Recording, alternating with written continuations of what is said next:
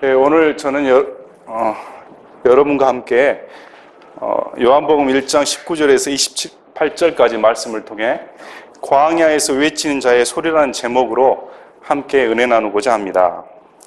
요한복음에 쓴 배경은 AD 약 90년경에 예수님의 신성과 인성을 부인하는 사상이 들어오게 되었습니다. AD 30년경에 예수님이 승천하신 이후에 무려 60년이라는 세월이 지났기 때문에 그 세월 동안 복음을 위협하는 많은 이단 사상이 들어오게 되었습니다. 그 중에 대표적인 것이 예수님이 하나님이심을 부인하는 사상과 예수님이 인간이시라는 그러한 사상을 부인하는 사상들이 들어왔습니다. 여기에 맞서서 사도 요한은 예수님께서 그리스도시요 하나님의 아들이심을 분명하다 이렇게 증언함으로 확신토록 하기 위해 사도 요한이 저와 여러분을 위해서 이런 복음서를 써주셨습니다. 요한복음에 쓴 목적은 요한복음 20장 31절에 이것들을 기록함은 예수님께서 하나님의 아들 그리스도이심을 너희가 믿게 하려 하며 또 믿고 그분의 이름을 통해 생명을 얻게 하려 함이니라. 요한복음에서는 예수님께서 하나님의 아들이신 그리스도이심을 분명하게 증거하는 데 목적을 두며 첫 증언자로서 침례 요한을 들어 그의 증언을 기록합니다. 이는 글을 읽는 모든 자들이 침례 요한이라는 객관적인 증명이 된 인물을 통하여서 그 증언에 귀를 기울이도록 저와 여러분에게 말하고자 함입니다. 본문 말씀을 통하여 예수님에 관한 침례 요한의 증언이 무엇이며 예수님을 증언하는 자의 마땅한 자세가 무엇인가, 특별히 하나님의 말씀을 선포하는 자의 자세가 어떠해야 하는지 침례 요한의 증언한 자세를 저와 여러분이 갖기를 원합니다. 19절을 보십시오. 유대인들이 예루살렘에서 제사장들과 레위 사람들을 그에게 보내어 내가 누구냐 하고 물을 때 그의 증언이 이러하니라. 당시 온 유대 땅과 예루살렘 사람들이 마가복음 1장 5절 말씀을 통하면 온 유대 땅과 예루살렘 사람들이 침례 요한에게 나아가 자기 죄들을 자백하며 침례를 받는 역사가 일어났습니다. 이에 종교 지도자들은 이 침례 요한이 자신의 세력에 든 사람도 아니고 오늘날로 말하면 신학 박사도 아니고 신학생도 아닌데 어떻게 갑자기 나타나서 많은 사람들에게 이렇게 인기를 끌 수 있는가, 도대체 침례 요한이 어떤 자격으로 이러한 일을 베푸는가 궁금하였습니다. 아울러 내가 누구냐 물음으로 말미암아 침례 요한에 대한 그들의 영적인 무지함을 드러냅니다. 본문 말씀을 자세히 보면 여기에 대한 대답이 침례 요한의 3번 대답이 나옵니다. 첫째 보십시오. 그의 증언이 나오는데 그가 시인하고 부인하지 아니하며 시인하여, 좋게 그냥 시인하여 이렇게 말하면 될 것을 사도 요한은 3번 말을 합니다. 시인하고 부인하지 아니하며 시인하여. 무슨 말입니까? 얼버무리지 않았다는 겁니다. 침례 요한이 적극적으로 대답을 했다. 무슨 대답입니까? 나는 그리스도가 아니라. 왜 이렇게 대답을 했습니까? 누가복음 3장 15절에 보면 백성들의 기대에 대해서 나옵니다. 백성이 기대하고 있었으므로 모든 사람이 마음속으로 요한에 대해 그가 그리스도인지 아닌지 곰곰이 생각하며 회개의 침례를 베푸는 침례 요한에 대해 백성들은 그가 이 시대 가운데 그리스도가 아닌가 하는 궁금증이 있었습니다. 여기에 대해 침례 요한은 망설임이 없이 나는 그리스도가 아니다 이렇게 대답을 한 겁니다. 그러면 그들이 또 그에게 이르되 그러면 무엇이냐? 내가 엘리야냐? 이렇게 물어봤습니다. 누가복음 1장 17절에 보면 가브리엘 천사가 침례 요한에 대해 엘리야의 영과 권능으로 행한다고 말을 하였습니다. 말라기 4장 5절의 말씀을 통하여서 예수님의 심판날이 임하기 전에 대언자 엘리야가 먼저 임한다고 말하였습니다.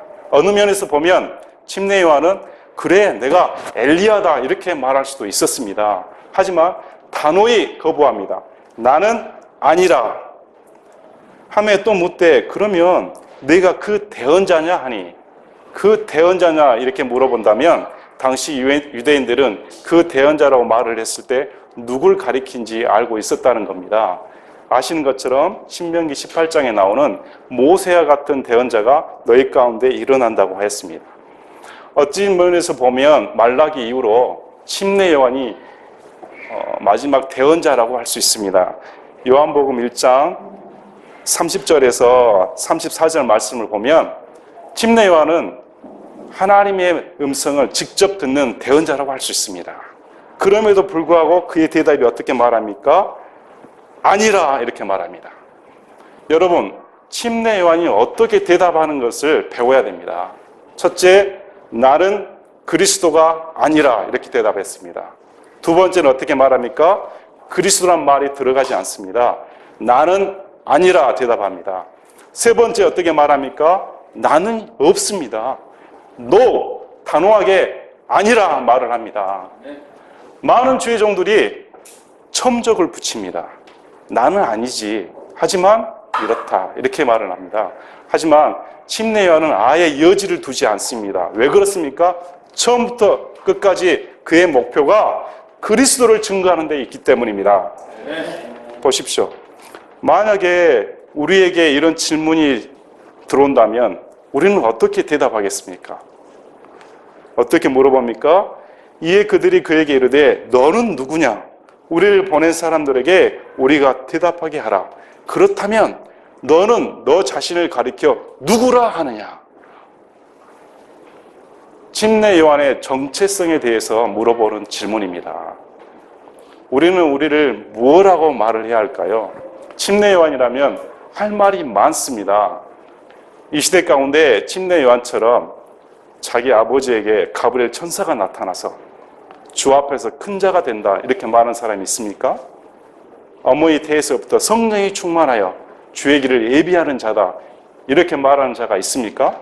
아니면 본문 말씀처럼 하나님의 음성을 직접 듣고 하나님의 어린 양을 가리킬 만한 능력 있는 사람이 있습니까?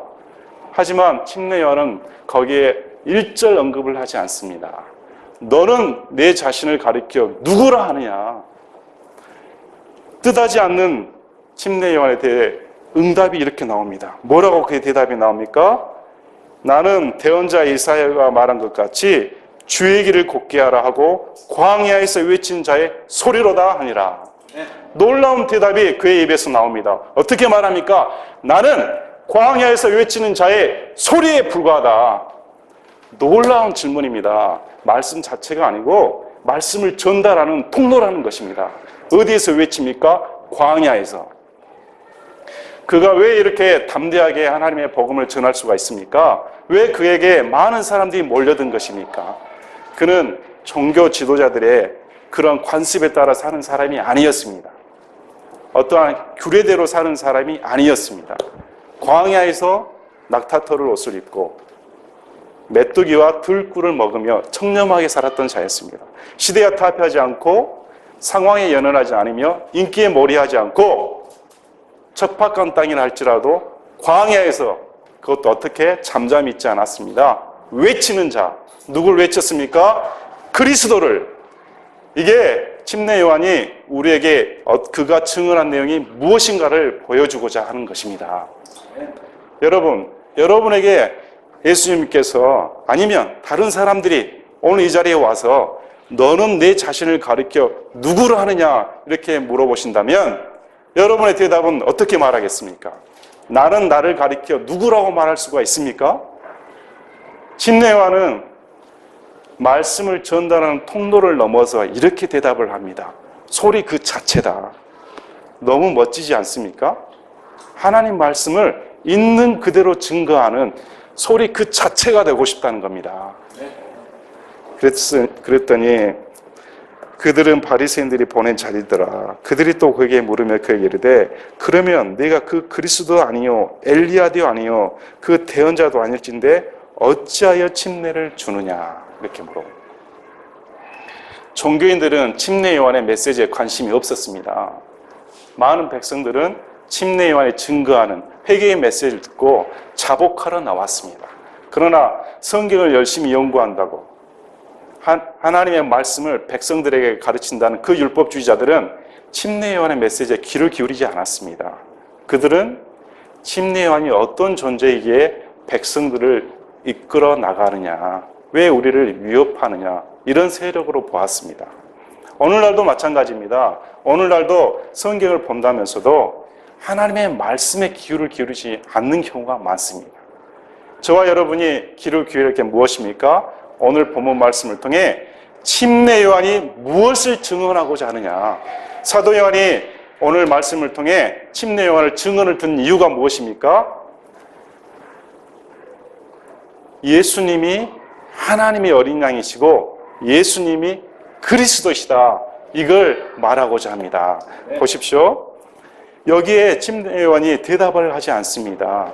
무슨 고난을 주느냐 대답이 없습니다. 왜 그럴까요? 그게 문제가 아니고 자신의 사명의 목적, 자신의 삶의 목적이 그리스도를 증거해야 되기 때문에 26절, 27절 보면 침례 요한이 어떤 자세를 가졌는지 나옵니다. 나는 물로 침례를 주거니와 너희가 알지 못하는 한 분이 너희 가운데 서 계시니 곧 내 뒤에 오시지만 나보다 앞서신 분이시라. 나는 그분의 신발끈을 풀 자격도 없노라 하더라. 여러분, 침례 요한이 예수님을 알아보는 눈을 유일하게 갖고 있었습니다. 종교 지도자들은 동시대에 예수님이 거닐고 계셨지만 그 예수님을 하나님으로 알아보지 못했습니다. 한번 생각해 보십시오. 한 인간의 모습으로 목수의 아들로 30년간 평범한 삶을 살던 이 예수님이 거닐고 있을 때 그를 알아본 자는 침례 요한 뿐이었습니다. 여러분, 우리 삶 가운데 예수님이 지나고 계시고 그분이 하나님이시다, 이런 관점이 갖고 있다면 저와 여러분은 하나님 앞에서 어떤 자세를 취하겠습니까? 그분이 하나님이시고 그분이 너희 가운데 계신다면 우리가 감히 자신을 높이는 그런 행위는 결코 용납할 수가 없는 것입니다. 모든 하나님의 종들이 이런 침례 요한의 자세를 가졌습니다. 한번 보십시오. 사도 요한이 쓴 사도 요한, 직접 쓴 자신의 복음에 자신의 이름을 한 번도 언급하지 않습니다. 요한복음 자체에 자신의 이름이 한 번도 나오지 않습니다. 만약에 저와 여러분이 요한복음을 쓴다면 어떻게 쓰겠습니까? 내가 예수님과 함께 그 자리에 있었지, 내가 예수님의 종이 되어서 이렇게 했지, 이렇게 쓰지 않겠습니까?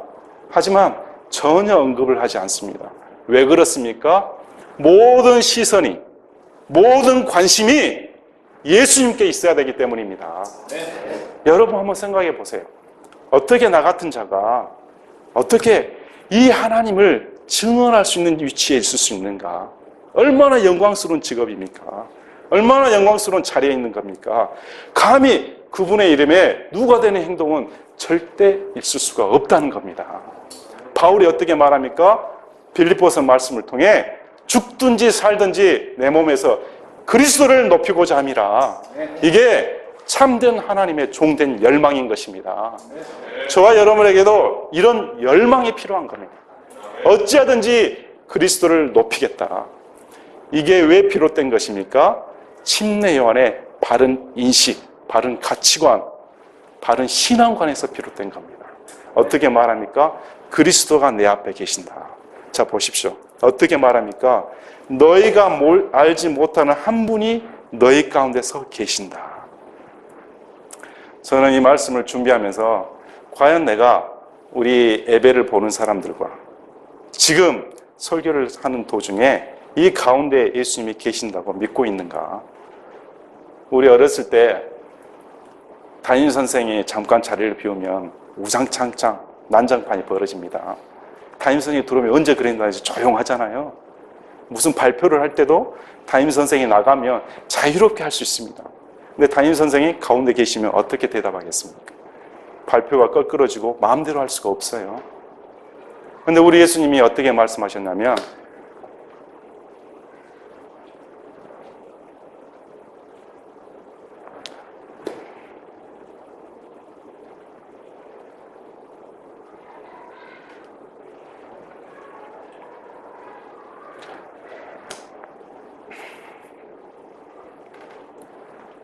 마태복음 18장 20절에 두세 사람이 모인 곳에 나도 너희 가운데 어떻게 계신다고 말씀하셨습니까? 한가운데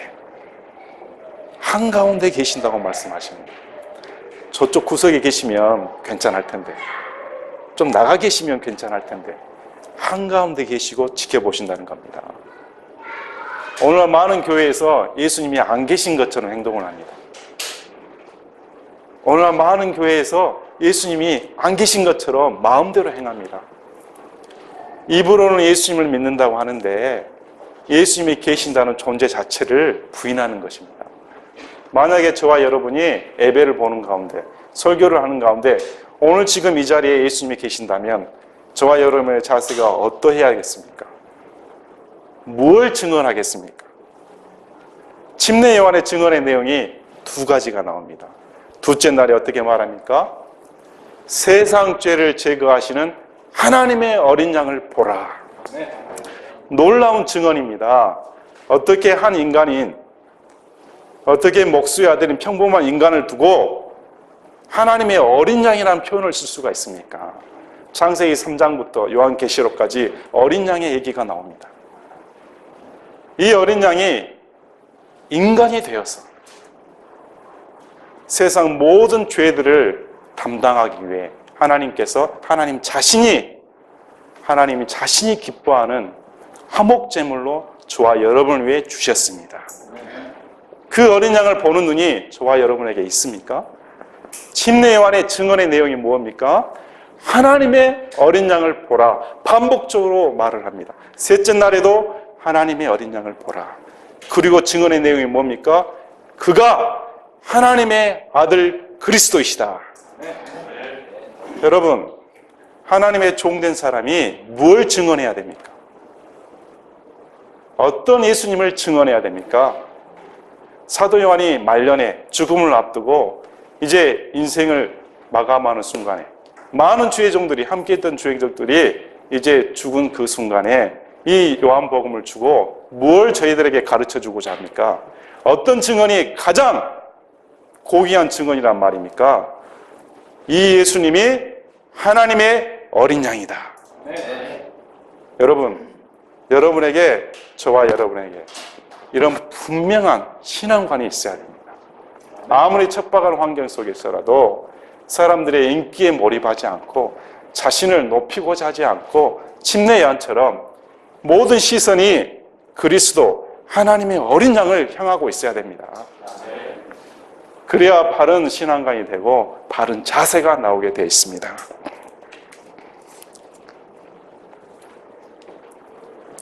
이 시대의 설교자들의 자세와 증언할 내용이 무엇입니까? 오늘 본문 말씀을 통해서 침례 요한의 자세를 배웠습니다. 나는 그리스도가 아니라, 나는 아니라. 우리가 그분의 영광을 안다면, 그분의 크신 영광 앞에 서게 된다면 나는 아닙니다. 이렇게 나올 수밖에 없습니다. 오로지 그분만을 높이고자 합니다. 두 번째 증언할 내용이 무엇이었습니까? 그분이 하나님의 어린 양입니다. 저와 여러분의 죄를 대속할 제물이십니다. 그분이 모든 것으로부터 구원할 그리스도가 되십니다. 그분 자체가 하나님이십니다. 이 내용이 저와 여러분에게 증언할 내용이어야 합니다. 다시금 질문하겠습니다. 예수님께서 저와 여러분에게 이 시간 너는 내 자신을 가리켜 누구라 하느냐 이렇게 물어보신다면 어떻게 대답하시겠습니까? 오늘 본문 말씀을 통해 침례 요한처럼 저도 그 소리가 되고 싶습니다. 예수님을 증언하는 그 소리가 되고 싶습니다. 이렇게 결단하는 시간이 되기를 기도합니다.